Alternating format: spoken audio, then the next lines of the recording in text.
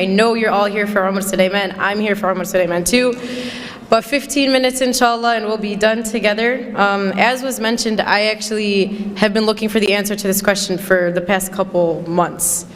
And it's that a lot of people on the outside look at you thinking that you're something. You know, you're a youth director, you're a pharmacy student. I'm sure many of you are MSA members, you lead things in your masjid, you're in Islamic organizations, you just graduated from college and now you're a doctor, or you're an engineer, or you're a teacher. You just grew a beard and now people are calling you sheikh. You just wore the hijab and people are calling you sheikha. And you know, sometimes it's kind of hard to reconcile the fact that all of these people are looking at me thinking that I am something, attributing the status to me, you know, thinking in their mind that I am superhuman, or thinking in their mind that I'm angelic, or thinking that I'm better than them. And the question comes, well, what happens when the people see something of me, but when I look at myself in the mirror, I see someone completely different? What happens when the person that people see is not who I actually believe that I am? And how do we reconcile between that? So I hope that this is a struggle that I'm not the only one facing. Does anyone kind of feel me on this? All right, alhamdulillah, that's good.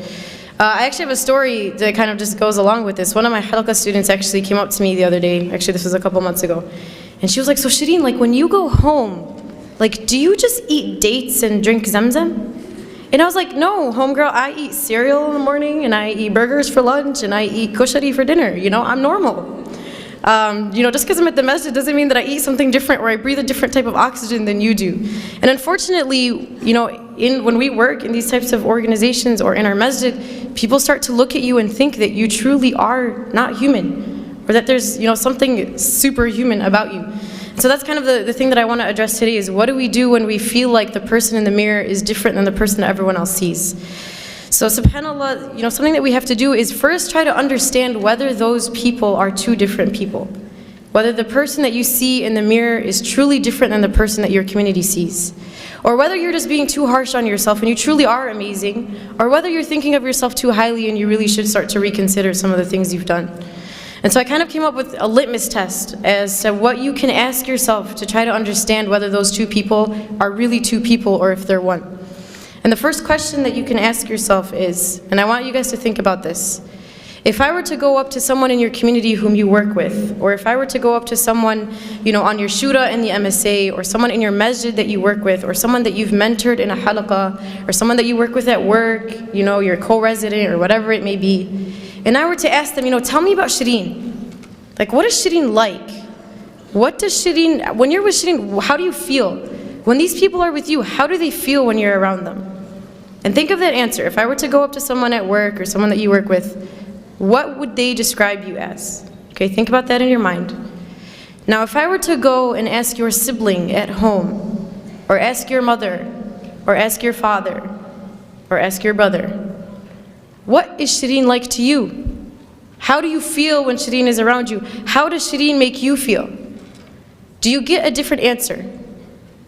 Is it that the people outside think something of you, and when you treat them a certain way, yet you go home and you treat the people at home differently? And if you find that those two answers are different, then know that there's a problem. And again, I wrote this because I need the answer, and I'm saying this to myself before anyone. My mother's in the audience and she can attest to this. But I'm sure many of us can look within ourselves and say, you know what, those two answers are different. The person that I am on the outside is different than the one I am at home. The person that the community sees of me is different than the one that my mother sees of me. You know, and the Prophet ﷺ told us, he said, خَيْرُكُمْ خَيْرُكُمْ لِأَهْلِهِ وَأَنَا خَيْرُكُمْ لِأَهْلِي. He said that the best among you are the best to your family, and I am the best to my family. Why does the hadith not say, خَيْرُكُمْ خَيْرُكُمْ, the best of you are the best to your communities? Or the best of you are the ones who give the best speeches, or the best of you are the ones who give the best halaqas, or the best of you are the best at work? Because it's really easy to be good outside. It's really easy to be nice to the people at work, because if you're not, they're going to subtweet you on Twitter. And if you're not, they're going to think you're terrible, and they're going to have this illusion of who you are, and they're going to talk bad about you. But if you do something bad to your mom, she's not going to disown you, I hope. You know, if you're disrespecting your sister, she's still going to be your sister. But if you do something bad on the outside, you can potentially ruin a relationship. And so that's why it's easy for us to be good on the outside, but it's hard to be good at home. And that's why the hadith goes that the best of you are the best to your family, because your true character comes out at home. when you've had a long day at work or a long day at school, you face a lot of difficulties, a lot of struggle, you've had a hard day, and you've tucked it in so no one sees it of you, no one sees the flaws, no one sees the weaknesses. But then you go home and you unleash the monster. You unleash the thing that's been building within you the entire day. And who do you unleash it to? The people that you should care about most. The people that deserve the most respect from you. You know, and that's what we do. So I need you guys to think about that. And Aisha radiallahu anha was asked about the Prophet ﷺ. She was asked, you know, we know that the Prophet ﷺ on the outside is amazing. Tell us about what he's like at home. We don't get to see him at home. Aisha, tell us what he's like at home. And her response was profound, not just in the way that she described the Prophet, but the fact that it came from her. She said, كَانَ قُرْآنًا يَمْشِي, that he was a walking Qur'an. He wasn't just a walking Qur'an when he was at the masjid. He wasn't just a walking Qur'an when he gave a halaqah. Not just when he was in the community. He was a walking Qur'an when he was at home too. The Qur'an that he was walking, he walked outside and he walked inside. The people who were within his home felt the same way that the people on the outside felt. That's why this is profound. That's why this is important. But I'm sure all of us are trying to be that Qur'an and Yamshi on the outside. We're trying to be that amazing halaqah giver on the outside. We're trying to be awesome to everyone on the outside, yet to the people at home we don't care. And there's a beautiful line of poetry that I read the other day, and it's scary. Listen to this. What good am I if I do not fill the plates of the ones who fed me, but fill the plates of strangers? What good am I if I do not fill the plates of the ones who fed me, yet fill the plates of strangers? What good are you if the one who raised you doesn't see anything from what she's raised you with? What good are you as the one who fed you doesn't see any of the fruits of what she's taught you? The one who spent her blood, sweat, and tears on you for 20, 30 years. And the one who is the reason as to why you are who you are today. The one who helped you get there. Yet as soon as we get our degree, as soon as we can speak, as soon as we're something to the community, we forget about everyone who taught us. We forget about the people who made us who we are. So that's the first question you want to ask yourself. What does your public self look like versus what does your family see of you? What do the people in the community see versus what does your mother see and what do your siblings see? And the second question that I want you guys to think of, and again, I'm talking to myself before anyone here, is compare what your salah looks like in the masjid, when there's a bunch of people in the congregation, versus your salah at home when the only person that can see you is Allah. When you're at the masjid, do you tend to read the longer surahs? Do you tend to pray the sunnah and then stay and do the adhkar after? And when you're at home, do you do the same? Or when you're at home, is it Qul Huwallahu Ahad and then you're done and then you don't even pray sunnah and you don't even do adhkar and then you move on to the next thing, right? And I'm sure if we were to think within ourselves, the answer to those two questions, at least for myself, is probably different. That when I'm outside, I'm acting a certain way, yet when I'm inside, I'm not the same. My worship in the eyes of people is not the same as my worship when it's only Allah who's watching me. And the question is, why does it matter who's watching when Allah was watching in both?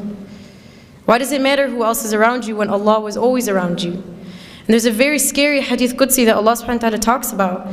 And He says, عَبْدِي لِمَ جَعَلْتَنِي أَهْوَنَ النَّاظِرِينَ إِلَيْكَ. He says, my slave, why did you make me the least of your worries? Why did you not care about the fact that I was watching you? He says, أَسْتَحْيَيْتَ مِنْ خَلْقِي وَلَمْ تَسْتَحْيِ مِنِّي. He says, you were embarrassed in front of my creation, but you were not embarrassed in front of me, the Creator.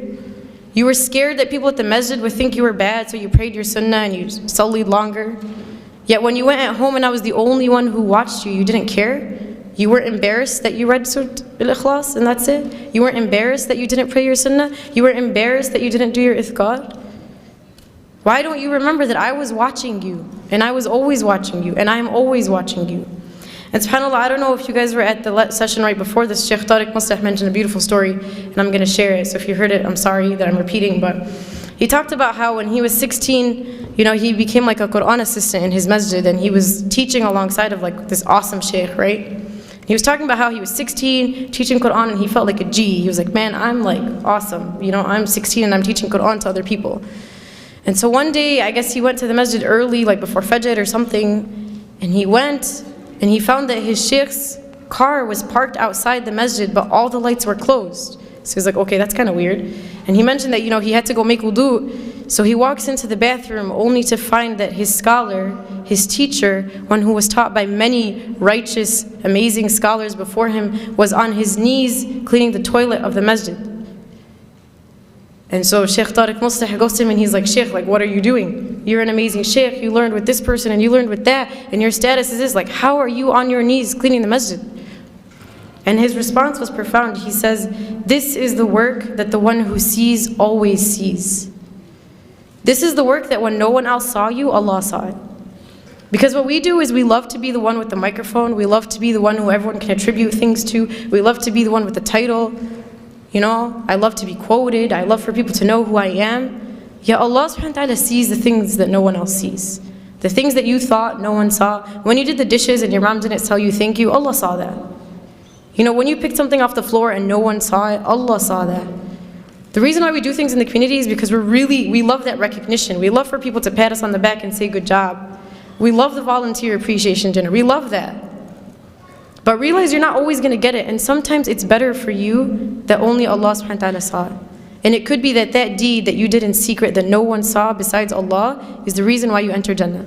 And everything that you've done in the public, everything that people saw, everything that was out in the open was stuff that you did for the wrong reasons, and you never know, that may not even count for you.